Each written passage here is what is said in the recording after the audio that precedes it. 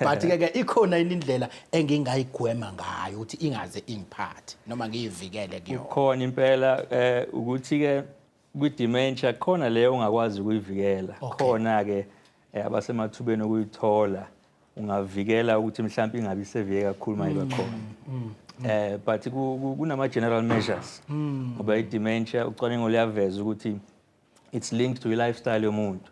So izinto enjengo diet, ukudla okunempilo. Yes, ukuzivocavoca kumzimba, ukuzinakekela ukuthi ke i-weight iba kanjani for example, wehlisa uphuzo noma ukuliyeka. Yebo. Neurovascular dementia for example. Yes. Uma i-high noma isipho kuthiwa umfutho wegazi phezulu ongekho controlled. Shukela, mafutha emzimbeni. Sure. Ukubhema nako ukuphuza.